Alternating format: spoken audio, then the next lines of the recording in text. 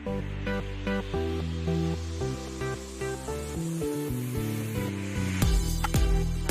masih dengan saya Vira Fanda, sahabat. Tahu di awal ya Kak ya, untuk batas lapornya itu untuk badan itu 30 April. Saya pulang ke Painan, akhirnya saya isolasi mandiri di rumah pakai oksigen. Lahir lagi Undang-Undang Nomor 16 Tahun 2019.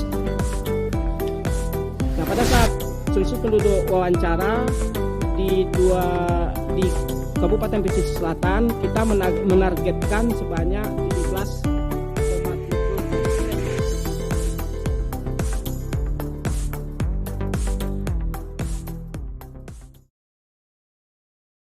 Sama lagi tema hari ini mengenai pendewasaan usia perkawinan, dan saat ini sama lagi sudah ada narasumber kita Bapak Zaimal Elpetani SAG dan juga Ibu Fatmi SAG. Nah, sama lagi mari kita sapa dulu. Selamat siang Bapak Zaimal Elpetani SAG. Selamat siang. Nah, selamat siang juga Ibu Fatmi SAG. Selamat siang. Apa kabar Bapak Ibu, sehat? Alhamdulillah sehat. Alhamdulillah sehat. Nah, sebelum masuk ke tema mengenai pendewasaan usia perkawinan, sahabat lagi dipersilakan untuk Bapak atau Ibu menyapa sahabat kita atau pendengar kita di Semua 1,2 lagi FM. Terima kasih. Selamat pagi seluruh pemirsa atau sahabat Langkisau di mana saja berada.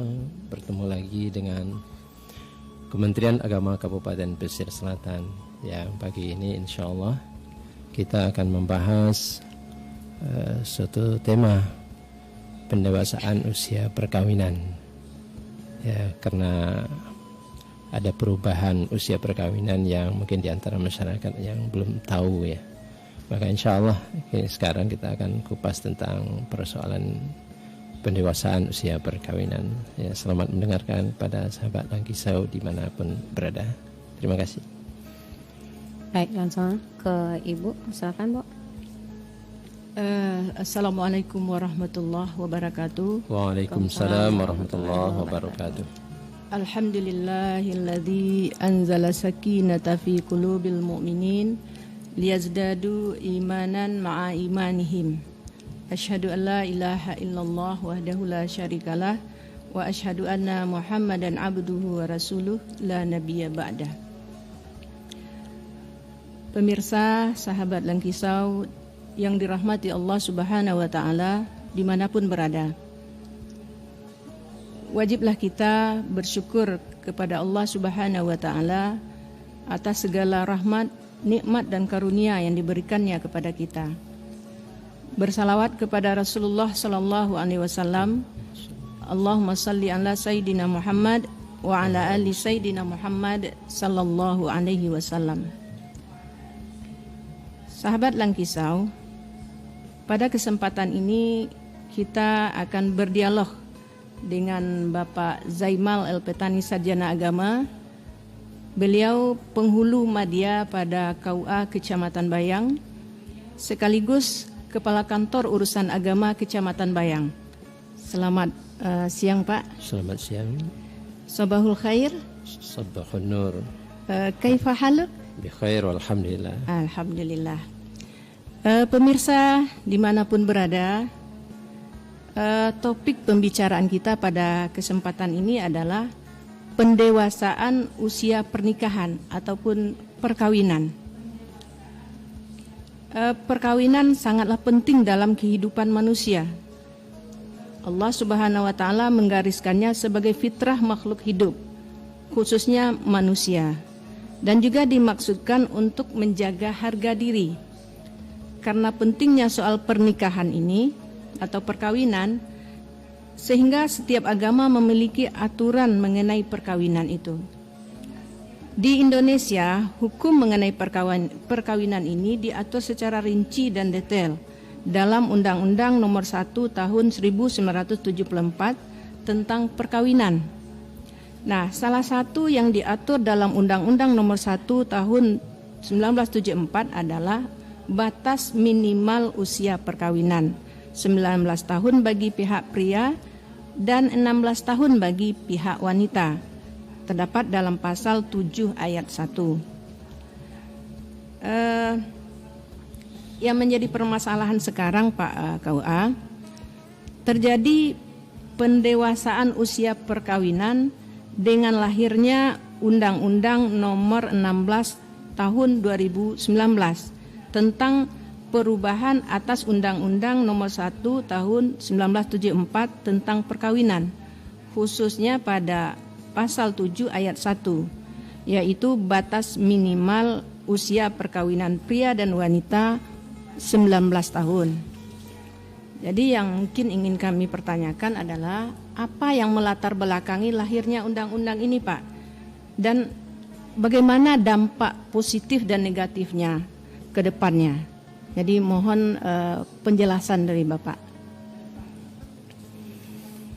Terima kasih. Assalamualaikum warahmatullahi wabarakatuh. Selamat pagi, selamat siang kepada seluruh sahabat Langkisau di mana saja berada.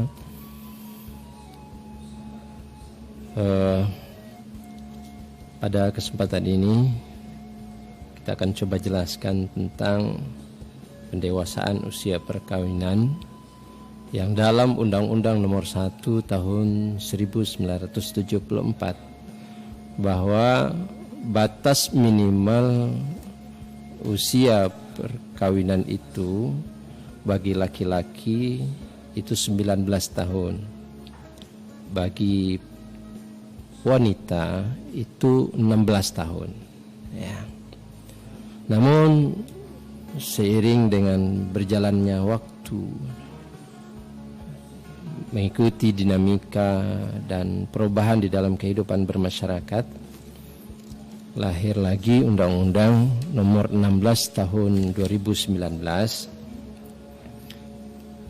tentang perubahan atas Undang-Undang Nomor 1 Tahun 1974 tentang perkawinan,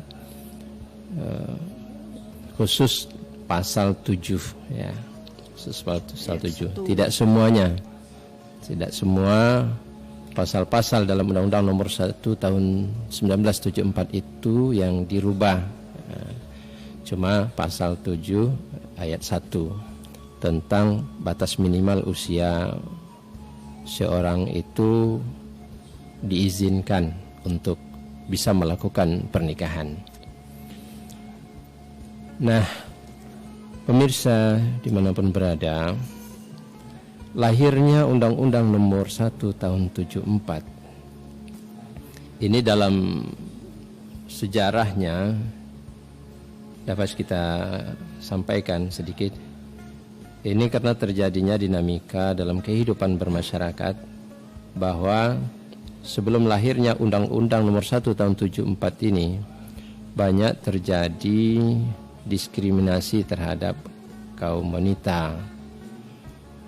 Diskriminasinya apa? Seperti maraknya kasus poligami. Poligami. Sebelum lahirnya Undang-Undang Nomor 1 Tahun 1974 ini, kaum laki-laki bebas untuk berpoligami, ya, tanpa harus meminta persetujuan dari istri pertama atau kedua atau ketiganya. Ya, bebas untuk berpoligami sampai 4 kalau dalam ajaran Islam. Ya, ini yang terjadi. Ya, ini yang terjadi sebelum lahirnya Undang-Undang Nomor 1 Tahun 74. Kemudian seringnya terjadi penelantaran kaum wanita dari kaum laki-laki atau pihak suami, begitu. Kemudian maraknya pernikahan di bawah umur, masih kecil sudah dinikahkan oleh orang tuanya. Nah, dengan kasus tersebut, ya, maka kaum perempuan di waktu itu yang dimotori oleh beberapa organisasi kewanitaan Nah, mendesak pemerintah untuk segera menerbitkan perundang-undangan yang mengatur dan melindungi hak-hak perempuan, terutama dalam soal perkawinan ini. Nah, sehingga lahirlah, terbitlah Undang-Undang Nomor 1 Tahun 74 tentang perkawinan.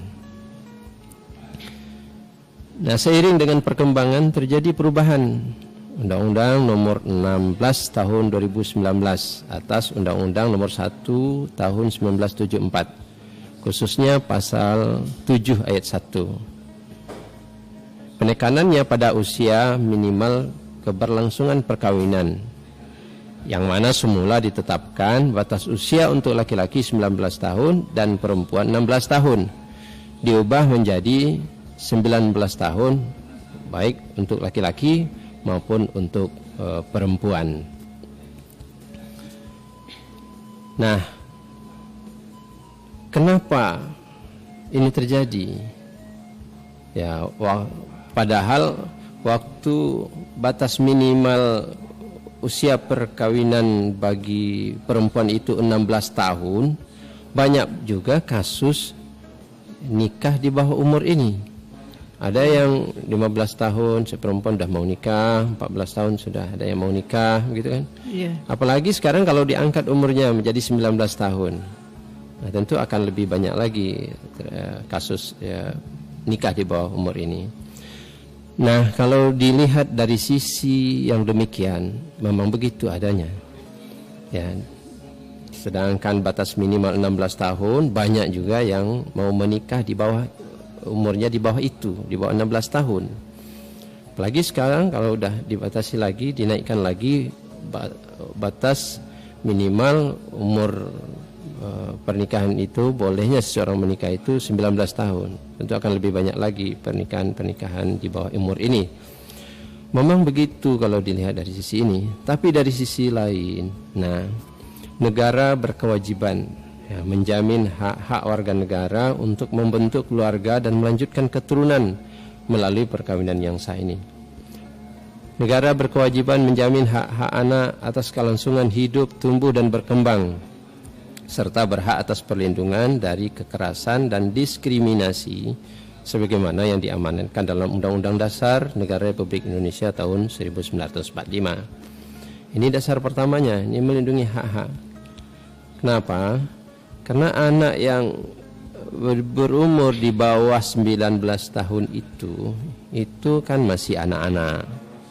Dia mesti mendapatkan perlindungan, hak-haknya mesti dijamin, keberlangsungan hidupnya untuk tumbuh dan berkembang itu wajib dijamin oleh negara dan pemerintah. Mereka berhak mendapatkan perlindungan dari kekerasan. Nah, mereka punya hak atas pendidikan.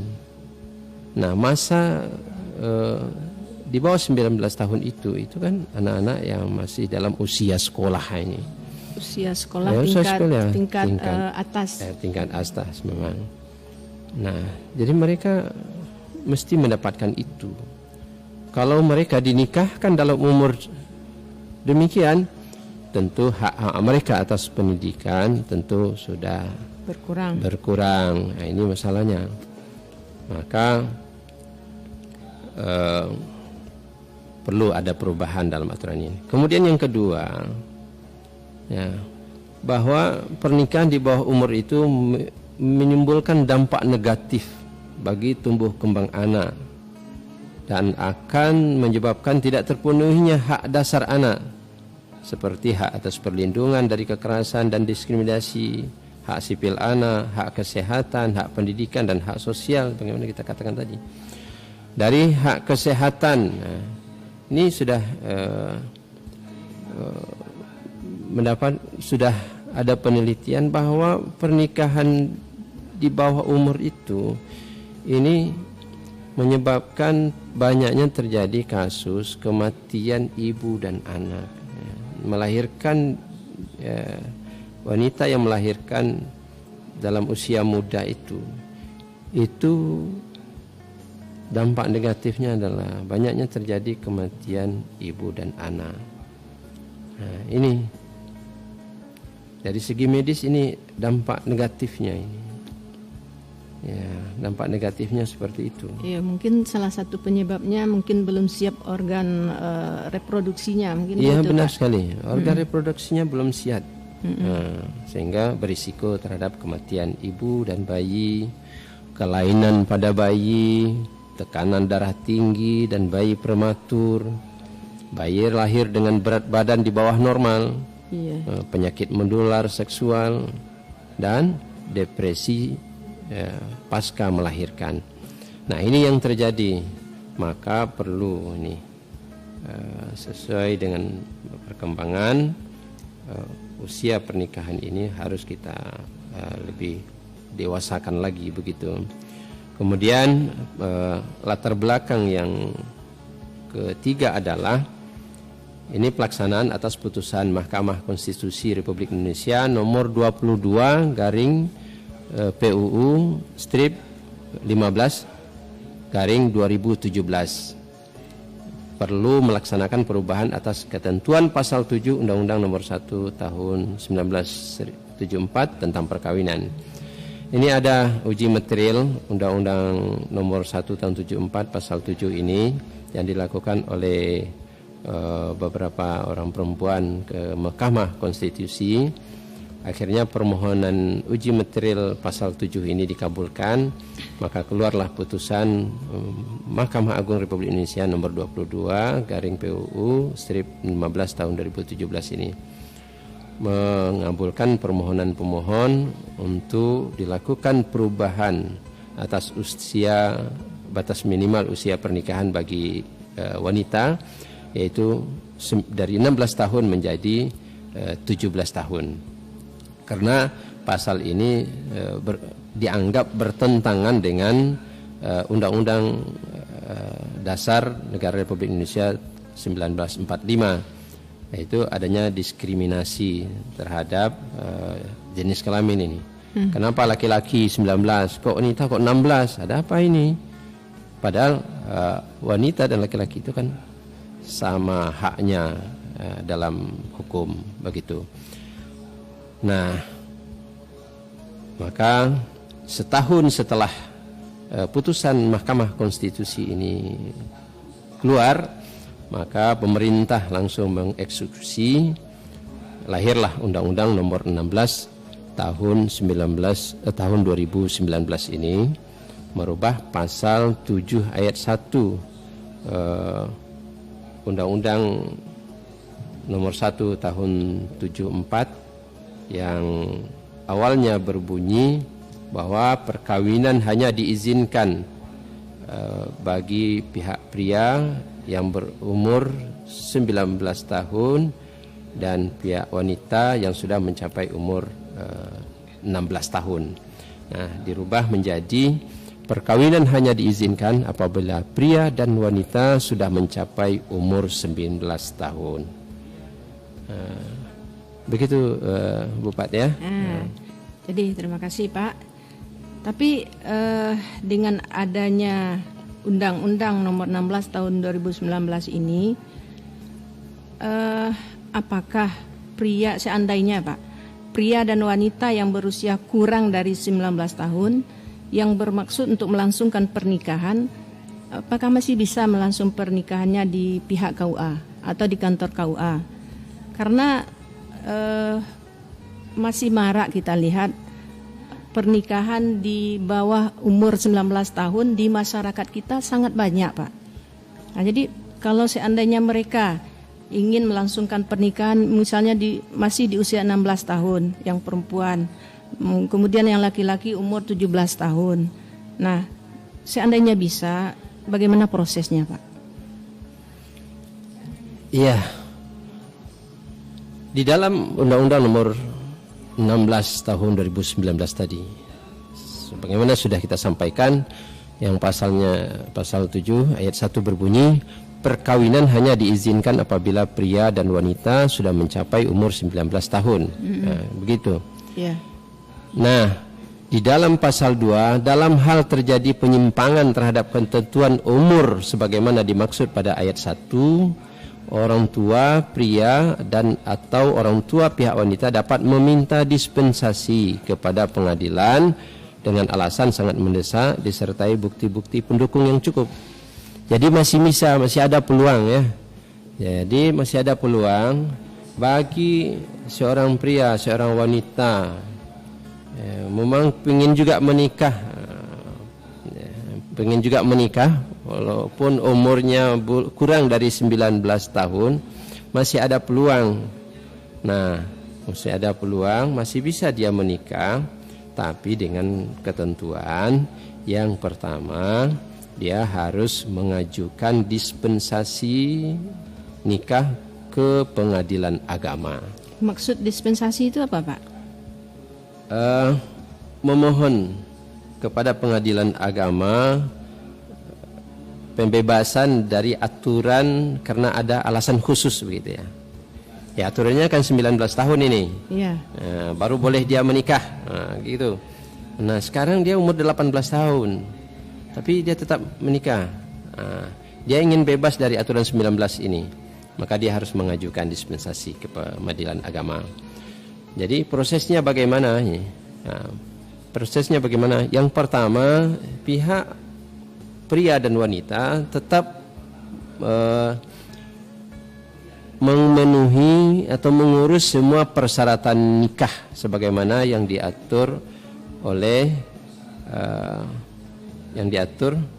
dalam Undang-Undang Perkawinan nomor 1 tahun 74 itu dan juga PMA nomor 20 tahun 2019. Tetap dia harus mengurus semuanya administrasinya. Mengurus ke kantor KUA. Iya. Mengurus semua administrasi mulai dari pihak lurah desa atau nagari, ya meminta surat pengantar pernikahan, surat pengantar, kemudian juga persetujuan orang tua, lalu mereka mendaftarkan permohonan kehendak nikahnya di KUA, mengajukan permohonan kehendak nikahnya di KUA. Lalu nanti di KUA setelah berkasnya diperiksa ternyata si pihak pria dan wanita ini belum cukup umur. Artinya mereka kekurangan syarat ini.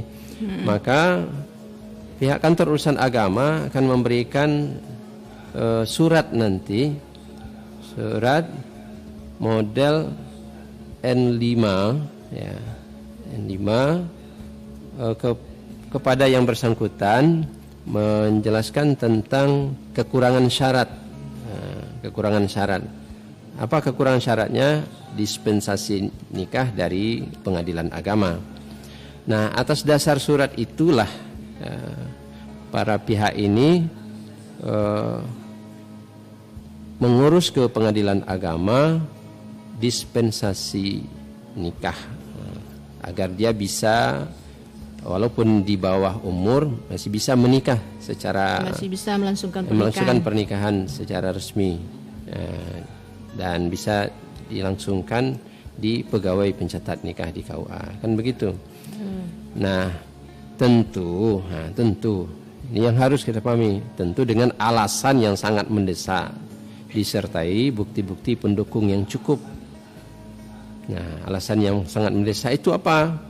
Nah, dari perjalanan yang kita dengar bagi pihak-pihak yang pernah mengurus dispensasi nikah ke pengadilan agama ini, alasan mendesak itu yang diterima oleh pengadilan agama itu yang pertama karena sudah terjadi hamil di luar nikah.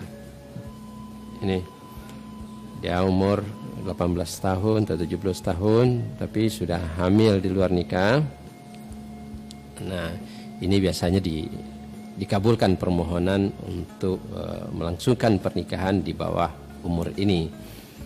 Nah, itu yang pertama. Kemudian satu lagi yang pernah kita terima hasil konsultasi kita dengan pihak yang pernah mengajukan permohonan dispensasi nikah ini, yaitu ketika seorang perempuan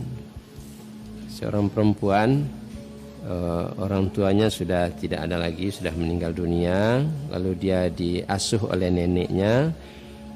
Neneknya ini miskin, ya, tidak punya kemampuan juga untuk merawat si anak ini.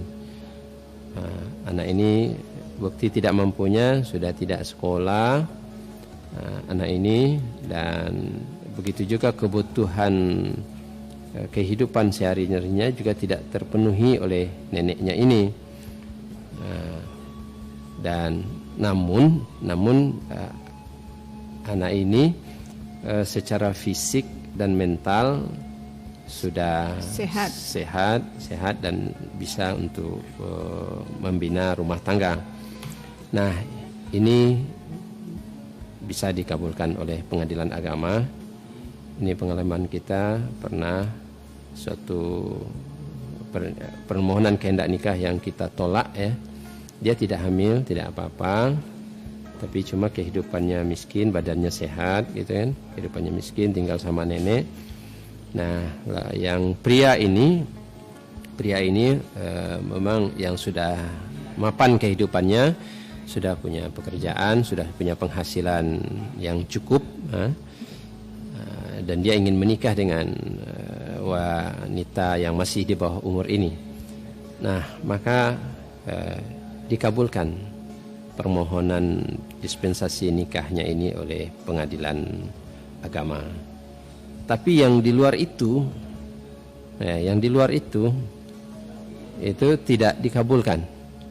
Ada kemarin 3 kasus, ya, di Kecamatan Bayang yang kita tolak, kita lakukan penolakan. Karena penyebabnya apa tuh, Pak? Ya, 3 kasus ini ya cuma alasannya kenapa nikah di bawah umur. Ya, alasan orang tuanya ya karena anak ini sudah tidak sekolah. Nah, sudah tidak sekolah, kemudian ya berpacarannya sudah terlalu lama, sehingga anak ini sudah sering-sering berdua bertemu. Kalau enggak yang laki-laki datang ke rumah perempuan, yang perempuannya datang ke rumah laki-lakinya. Nah, begitu, sehingga orang tua sudah agak kesulitan untuk menjaga mereka, begitu ya. Orang tua juga sibuk bekerja, mencari nafkah, sementara anak ini kerjanya begitu. Maka orang tua agak khawatir kalau nanti terjadi hal-hal yang tidak diinginkan terhadap anak mereka. Takutlah terjadi perzinaan begitu. Nah, lalu disiapkan seluruh persyaratan permohonan kehendak nikahnya. Lalu kita KUA melakukan penolakan. Nah, ternyata pengadilan belum bisa untuk mengabulkan permohonannya dengan alasan itu tadi, anak ini masih di bawah umur, belum cukup dewasa untuk memindah sebuah rumah tangga yang sakinah, mawaddah warahmah, sehingga tidak dikabulkan permohonannya begitu. Nah, inilah yang terjadi. Jadi kalau masih ingin menikah, ya itu tadi, mengurus dispensasi nikah ke pengadilan agama. Kalau memang pengadilan agama menerima permohonan itu dan mengeluarkan putusan bahwa diizinkan ini pihak pria ataupun wanita itu untuk menikah, maka pihak kantor urusan agama akan melakukan mencatat, memimpin dan mencatat pernikahan yang bersangkutan. Tapi kalau ditolak, ya tidak bisa. Maka harus bersabar menunggu sampai usianya cukup. Sampai usianya cukup harus bersabar gitu ya. Ya, tapi begini Pak, kalau dilihat yang sebagaimana yang Bapak sampaikan tadi, anak ini secara kemampuan seksualnya dia sudah mampu untuk melaksanakan pernikahan. Kemudian dari segi umur belum bisa. Kemudian disampaikan dispensasi kepada pengadilan agama, ditolak. Nah, kira-kira apa solusi mungkin yang diberikan oleh KUA sehingga walaupun pengadilan agama menolak, nah kira-kira ada enggak solusi bagi KUA untuk yang seperti ini? Iya, bagi KUA atau penghulu hanya memberikan pembimbingan terhadap kedua keluarga ini, khususnya orang tua, agar memberikan pengertian kepada anaknya tentang bahaya pernikahan di bawah umur ini. Ya, walaupun secara fisik badannya sehat tapi yang nikah itu bukan hanya fisiknya, dipandang dari segi fisiknya. Yang terpenting sekali adalah dari segi pemikirannya, kemampuan emosional. Kemampuan emosional. Ini perlu sekali ini. Ya, apakah anak ini sudah mampu walaupun badannya udah besar, ya, reproduksinya sehat begitu, ya. Tapi belum tentu juga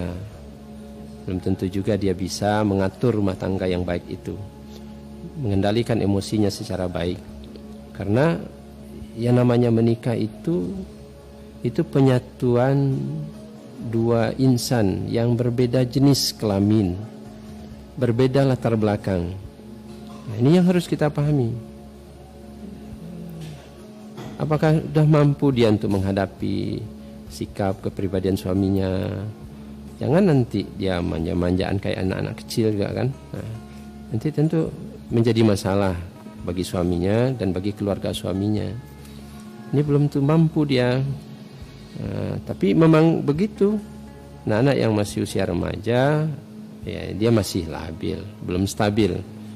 Sehingga tidak jarang kalau pernikahan ini masih tetap dilaksanakan, itu lebih sering terjadi perceraian. Ya, begitu. Maka kita berikan bimbingan lah, pengertian kepada anaknya terutama sekali, kemudian kepada orang tuanya, agar tidak dikhawatirkan terjadinya hal-hal yang tidak diinginkan seperti perzinaan atau hamil di luar nikah. Ya, diberikanlah pendidikan, pemahaman, terutama pemahaman agama kepada anak-anaknya ini, bahwa mereka harus menjaga adab-adab yang diatur oleh syariat agama. Nah, orang tua harus lebih ekstra lagi menjaga dan memberikan bimbingan terhadap anaknya ini, supaya tidak terjadi hal-hal yang dikhawatirkan itu. Ya Pak, tadi memang sudah Bapak jelaskan bahwa bagi calon pengantin yang ingin menikah sementara umurnya kurang dari 19 tahun harus meminta dispensasi nikah ke pengadilan agama dengan alasan mendesak. Nah, seandainya begini Pak, calon pengantin tadi tidak mau, calon pengantin yang di bawah umur ini tidak mau atau tidak ada mengurus dispensasi nikah ke pengadilan agama. Lalu dia menempuh jalan lain, artinya menikah dengan jalan nikah siri atau nikah di bawah tangan, artinya tidak di KUA. Nah, apakah mereka ini masih bisa nantinya mendapatkan buku nikah atau masih bisa pernikahannya itu tercatat di KUA? Nah, kalau seandainya masih bisa Pak, bagaimana kira-kira prosedurnya itu? Karena memang banyak ini terjadi di masyarakat kita. Ya, betul sekali bahwa pernikahan di bawah umur yang tidak mendapatkan izin oleh pengadilan agama itu banyak terjadi. Mereka memilih jalan lain yang istilahnya sekarang adalah nikah siri, ya, atau nikah di bawah tangan. Pak, nikah siri ini sebetulnya apa? Mungkin nikah yang tidak dicatatkan atau tidak dilakukan di hadapan pegawai pencatat nikah. Nah, ini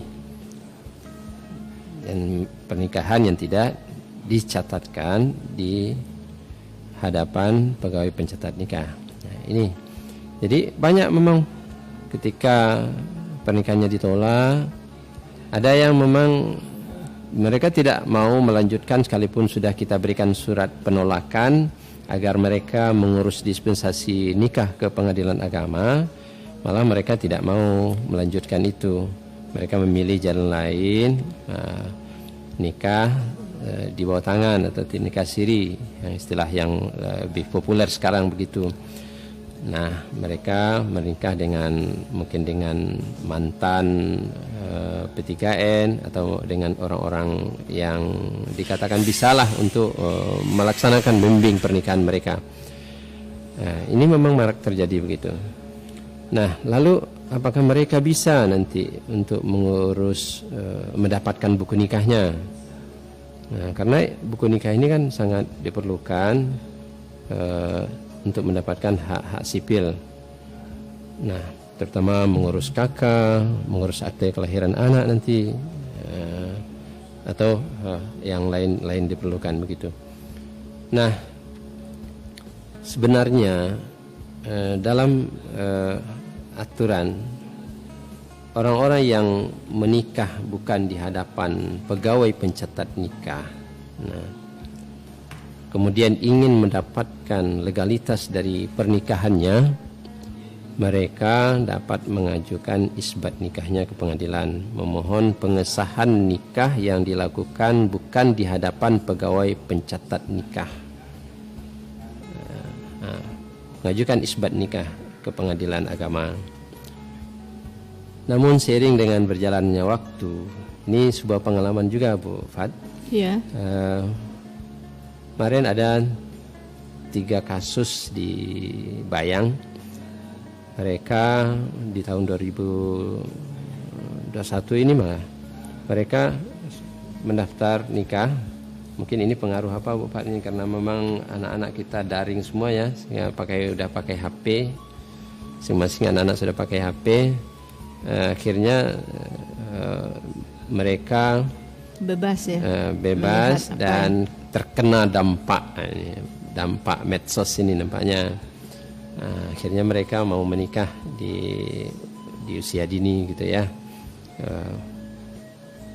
Maka kita tolak, tapi ternyata mereka tidak melanjutkan ke pengadilan, malah memilih nikah siri. Nah, lalu ya sebulan setelah pernikahan mereka langsungkan terjadi kehamilan.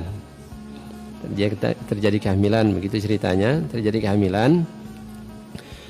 Lalu nah, mereka tentu muncullah masalah baru.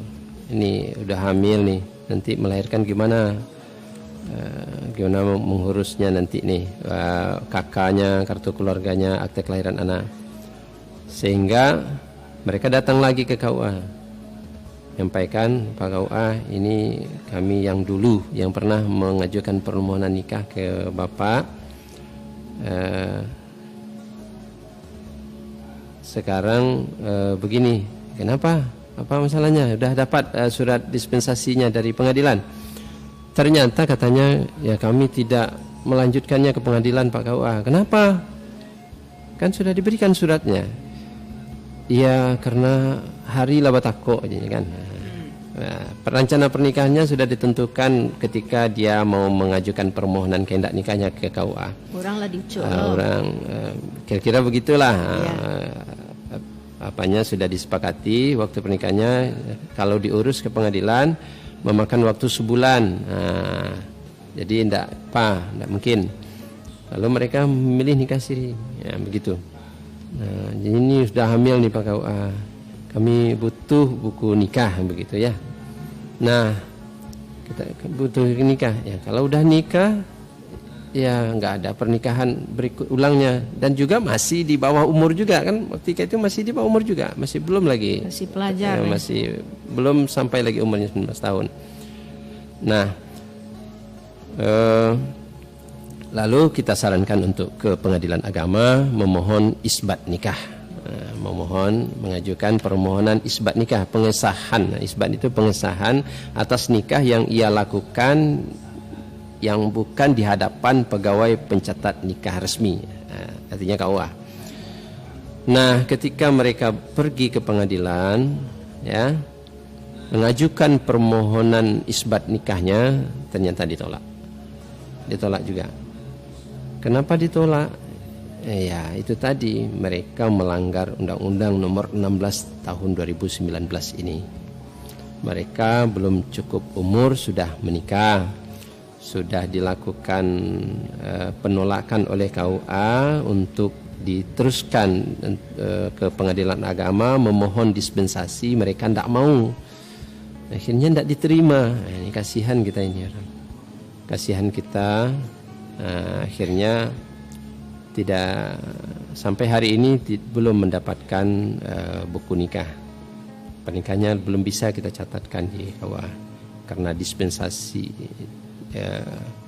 isbat nikahnya tidak dikabulkan, dan dicoba juga untuk dispensasi. Nah, karena masih di bawah umur, kita coba lagi ke pengadilan, bawa ini persyaratan nikah yang lama itu, termasuk penolakan itu, ajukan dispensasi nikah di bawah umur. Ternyata ditolak juga. Apa alasannya? Alasannya katanya, ya kita dapat informasi dari mereka, alasannya kamu tuh kan sudah nikah, yang mau mohon dispensasi nikah itu orang yang belum nikah. Kamu udah menikah, buat apa lagi kamu butuh dispensasi? Ditolak lagi oleh pengadilan. Dua kali penolakan. Nah, kasihan kita. Nah, udah, akhirnya gimana? Ya udah, kamu tunggu aja nanti sampai umurnya, kata apa itu, ya kami sekarang butuh buku nikah. Ya nggak bisa begitu. Ya, lalu bagaimana caranya? Maka dijawab oleh pihak pengadilan agama ketika itu, mungkin di bagian pendaftaran, ya kamu tunggu aja sampai umurmu sampai 19 tahun, baru kamu nanti nikah ulang lagi ke KUA. Nah, begitu. Nah, ini kasihan sekali kita. Inilah dampaknya. Kalau seperti itu kenyataannya, Pak, kira-kira bagaimana dampaknya nanti ketika dia punya anak, kemudian untuk mengurus akta kelahiran, kemudian anak ingin sekolah, kan memang butuh buku nikah itu. Ya, inilah yang harus dipahami dan disadari oleh masyarakat, ya, bahwa janganlah kita mencari jalan lain yang keluar dari ketentuan peraturan yang telah ditetapkan oleh pemerintah kita. Jangan begitu, repot jadinya kan. Nah, besok masih bisa setelah nanti dia cukup umur, mereka bisa mengajukan permohonan kehendak nikah ke KUA lagi. Ya, bisa kita nikahkan. Cuma sudah punya anak. Nah, bagaimana dengan anak ini? Dengan anak ini lain lagi masalahnya nanti. Anak yang lahir di luar perkawinan yang sah, mereka itu dianggap anaknya itu dianggap anak yang lahir di luar perkawinan yang sah, karena walaupun pernikahannya mungkin secara siri itu sah secara agama bisa, tapi negara tidak mengakui hal itu. Jadi negara tidak mengakui. Yang dirugikan anak mungkin ya, Pak? Dirugikan semuanya, keluarganya dirugikan, orang tuanya dirugikan, anak yang terlebih lagi yang menerima dampak itu. Nah, mereka nanti masih bisa, setelah nanti orang tuanya menikah lagi, ya, pernikahannya diulang lagi dan mendapatkan buku nikah dari KUA, mereka bisa mengajukan permohonan penetapan asal usul anak. Nah, ini diaturnya lain lagi. Jadi orang tua ini nanti mengajukan permohonan penetapan asal usul anak yang lahir di luar pernikahan yang sah. Ya, yang sah menurut agama dan negara, kan begitu. Nah, ini jadi memang cukup repot lah gitu ya. Repot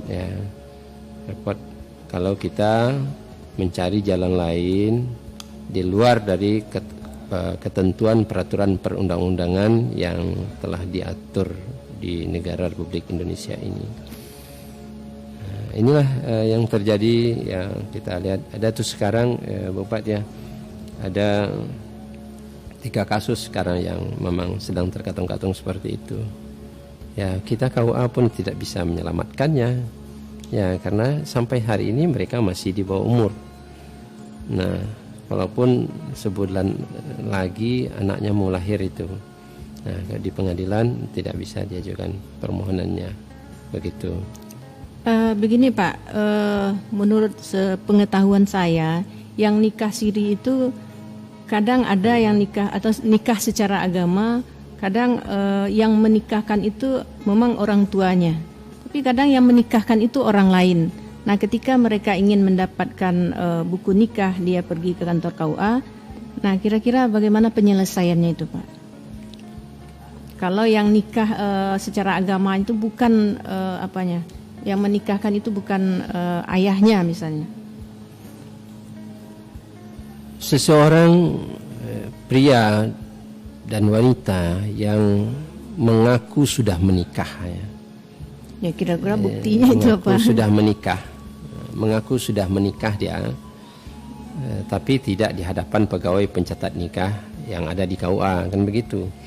Lalu mereka ingin mendapatkan buku nikah atau ingin pernikahannya dicatat, dicatat di KUA. Langkah mereka adalah mereka mengajukan permohonan isbat nikah ke pengadilan agama. Masih ke pengadilan juga. Ke pengadilan agama.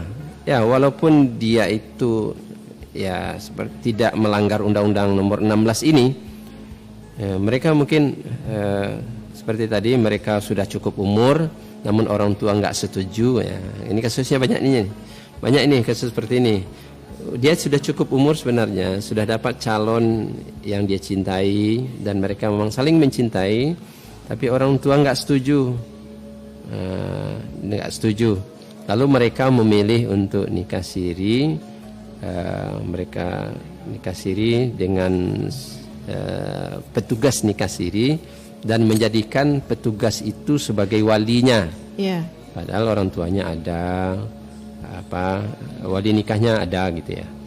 Wali nikah itu kan banyak, ada 21 itu wali nasab itu. Tapi dia menikah siri dengan bertauliah kepada ya petugas liar tadi begitu ya, petugas yang tidak resmi itu.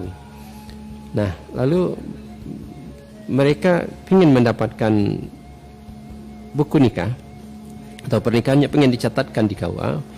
Maka yang harus mereka lakukan adalah mengajukan permohonan penetapan sahnya nikah yang dia lakukan itu ke pengadilan agama. Nah, ini kewenangan pengadilan agama nanti memeriksa mereka apakah pernikahan yang mereka lakukan seperti itu tuh sah atau tidak. Ini bukan lagi kewenangan KUA. Ya, itu kewenangan pengadilan agama untuk memeriksa dan mengadilinya. Nah, tapi kalau memang sebuah pernikahan itu tidak memenuhi rukun dan syarat, ya, maka pengadilan sudah pasti tidak akan mengesahkan pernikahan itu, tidak akan mengabulkan permohonan isbat nikahnya itu, ya, karena permohonan isbat nikah itu bisa dikabulkan oleh hakim di pengadilan agama kalau memang pernikahan yang dilakukan tidak di hadapan pegawai pencatat nikah itu memenuhi rukun dan syarat berdasarkan agama dan kepercayaannya.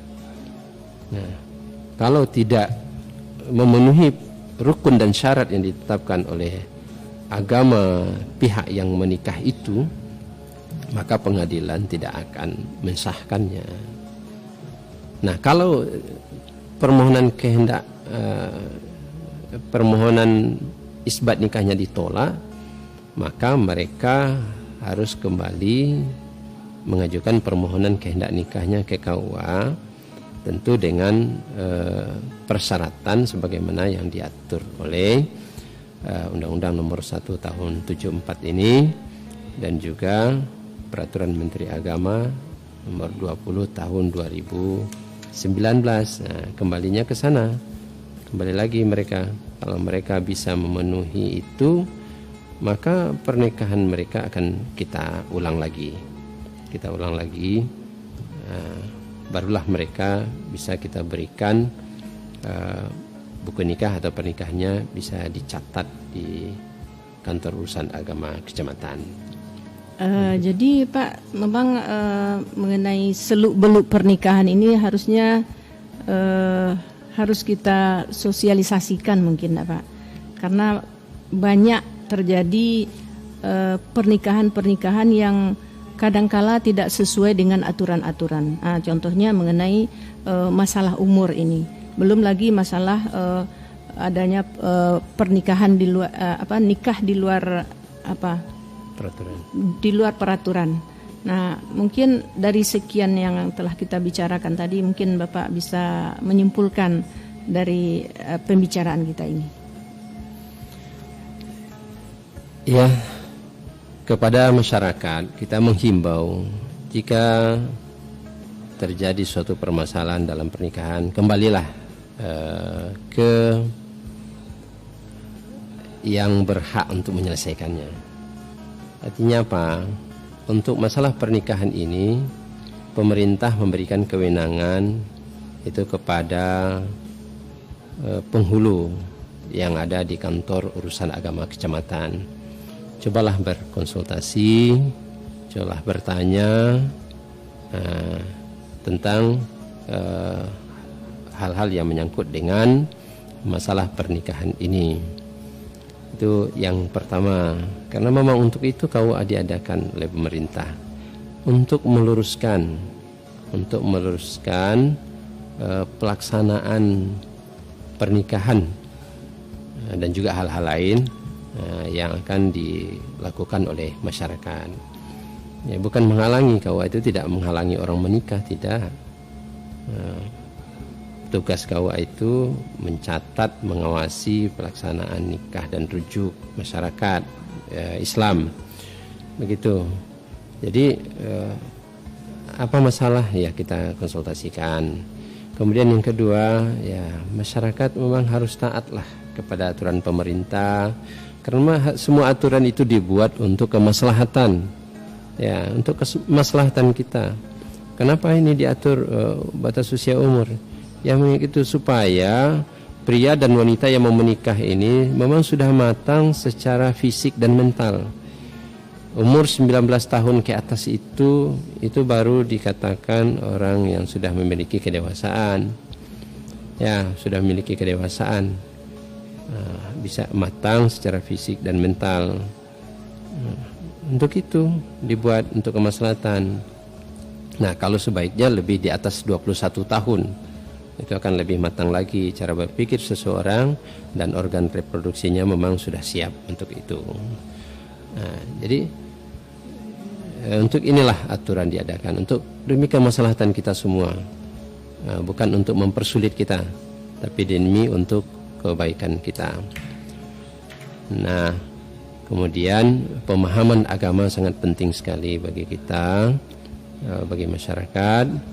Pemahaman tentang agama itu sendiri, ya, bagaimana apa sebenarnya ini menikah ini sebenarnya apa ini?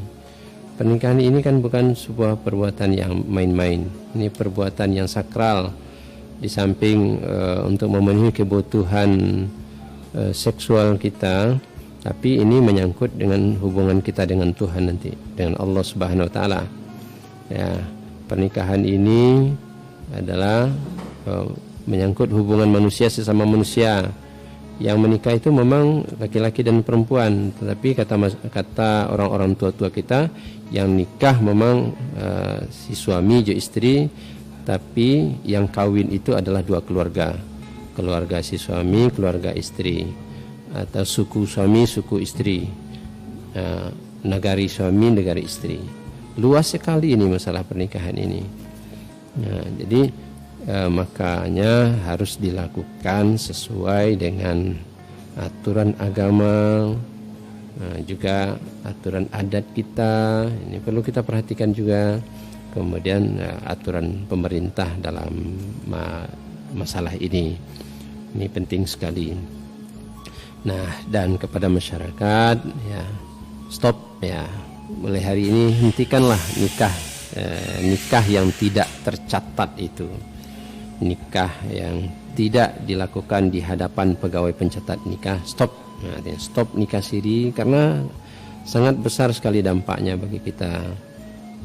Berdampak terhadap anak, ya nanti tidak jelas nanti ini apanya statusnya, nanti akta kelahirannya gimana, nanti mau sekolah udah bagaimana, nanti yang lebih apalagi nanti pernikahan ketika dia sudah dewasa, anak ini ternyata dia tidak diakui bapaknya ini sebagai wali nikah. Nah, ini kan apa sekali nih. Nanti karena bapaknya tidak ada buku nikah, nanti udah dewasa dia mau menikah, nih apa benar nih anak orang ini, ya kan begitu, anak si bapaknya ini. Padahal bapaknya pernikahannya tidak tercatat secara resmi begitu.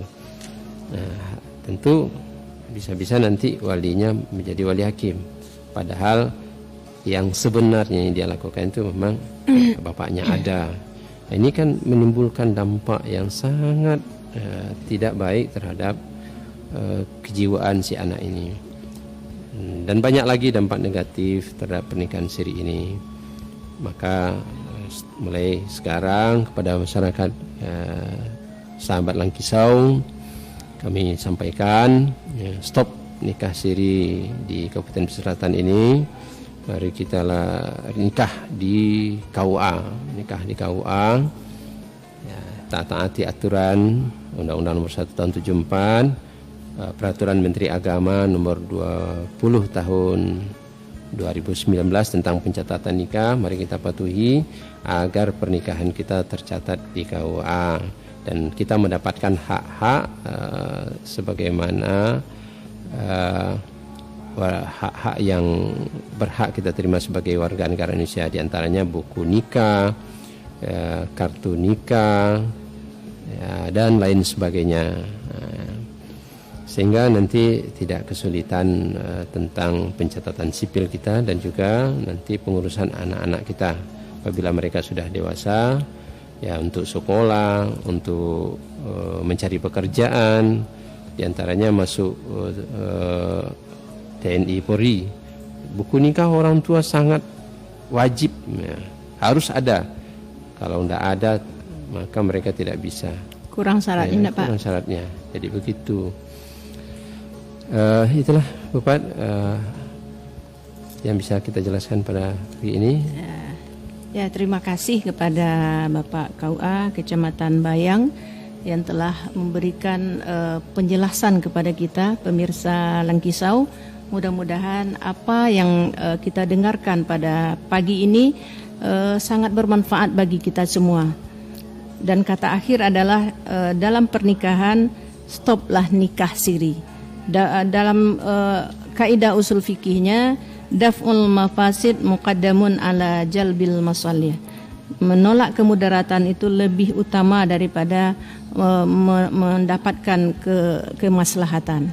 Demikian pemirsa Langkisau. Billahi taufiq wal hidayah. Assalamualaikum warahmatullahi wabarakatuh. Waalaikumsalam warahmatullahi wabarakatuh.